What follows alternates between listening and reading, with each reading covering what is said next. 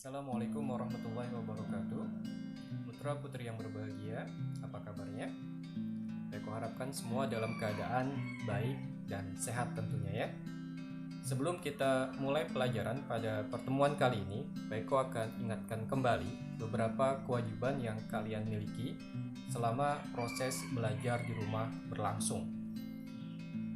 Melihat dari apa yang kalian telah tuntaskan di pertemuan-pertemuan bab sebelumnya, maka Peko mengambil kesimpulan bahwa beberapa di antara kalian masih terlihat kurang disiplin dalam mengikuti materi dan mengerjakan tugas-tugas, sehingga akibatnya terjadi penumpukan tugas yang membuat kalian kerepotan karena harus menyelesaikannya sebagai syarat mengikuti pelaksanaan PTS.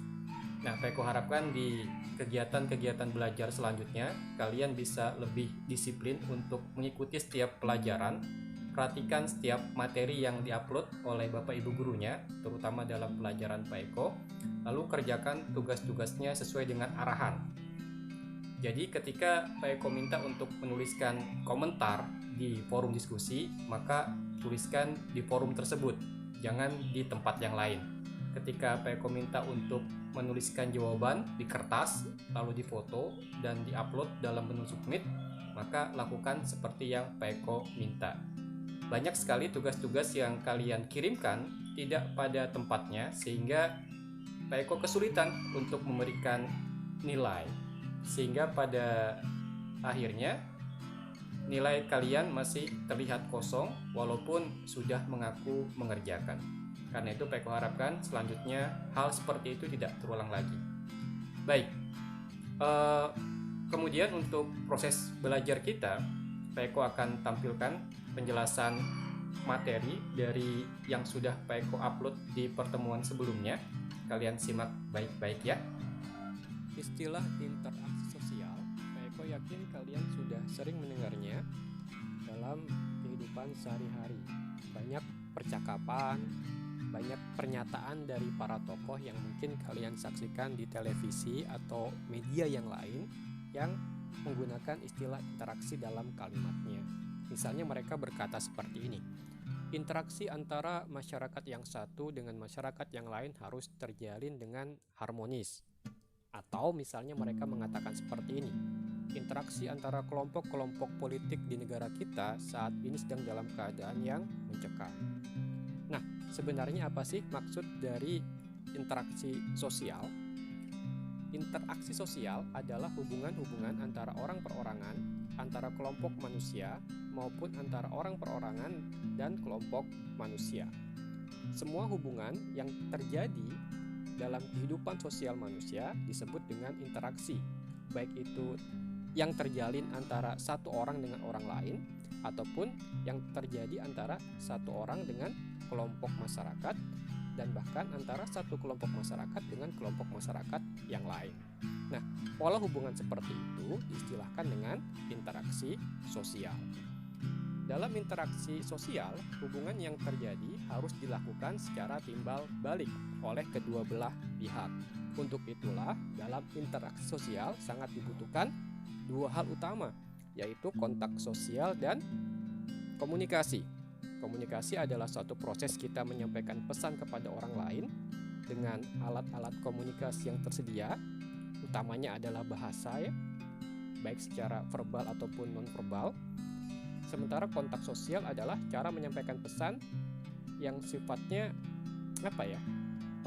menggunakan gestur tubuh secara tidak langsung ya. Misalnya ada putra yang bertemu dengan putra lain di jalan lalu saling melambaikan tangan atau saling mengangkat dagu begitu, maka yang semacam itu disebut dengan kontak sosial. Nah, ketika komunikasi dan kontak tercipta, maka proses interaksi akan terjadi dengan baik karena adanya kontak sosial dan komunikasi sosial membuat proses interaksi terjadi secara timbal balik. Ada pesan yang dipertukarkan sehingga satu kelompok masyarakat bisa memahami apa yang disampaikan oleh kelompok masyarakat yang lain.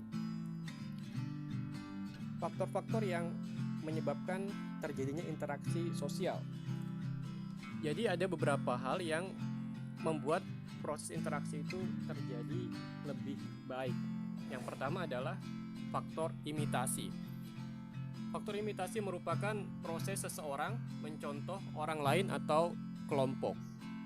Kalian bisa perhatikan ya, ketika kalian masih kecil, banyak aktivitas yang kita lakukan yang dimulai dengan cara meniru orang-orang di sekitar kita. Yang semacam itu disebut dengan imitasi.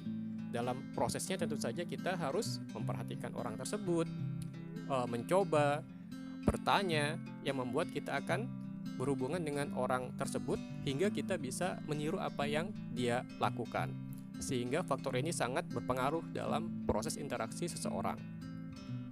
Yang kedua adalah faktor sugesti. Seperti yang kita bahas di awal, bahwa hal yang mendukung terjadinya interaksi adalah komunikasi antar masyarakat. Nah, ketika kita berkomunikasi, artinya kita itu menerima dan menyampaikan pesan. Pesan-pesan tersebut tentunya akan membentuk cara berpikir kita. Misalnya kita mendapat pesan lewat berita ya, tentang adanya suatu bahaya dari satu jenis makanan tertentu. Lalu kita tersugesti, terpengaruh. Akibatnya kita tidak mengkonsumsi makanan itu, tidak belanja ke toko yang menjual makanan itu, bahkan tidak membeli kepada orang-orang yang menjual makanan tersebut. Sehingga proses interaksi kita akan terpengaruh oleh faktor sugesti tadi. Yang berikutnya adalah identifikasi. Nah, identifikasi merupakan proses yang membuat kita ini mirip atau bahkan serupa dengan orang yang kita idolakan, figur yang kita idolakan. Kita sangat ingin serupa dengan dia. Ketika muncul keinginan untuk serupa dengan orang lain, maka kita akan melakukan usaha-usaha untuk menirunya, mulai dari gaya bicara, gaya berbusana, cara berpikir, dan seterusnya. Nah, semua usaha-usaha itu akan membuat kita mau tidak mau berinteraksi dengan banyak orang yang juga memiliki ide sama. Muncul tuh kadang-kadang ya klub-klub tertentu yang pengen sama dengan tokoh yang dia idolakan. Muncul kelompok fans, muncul kelompok pengidola satu tokoh karakter kartun tertentu dan sebagainya. Semuanya merupakan faktor yang mendukung terjadinya interaksi. Yang berikutnya adalah simpati. Nah, simpati adalah kemampuan untuk merasakan apa yang dirasakan oleh orang lain.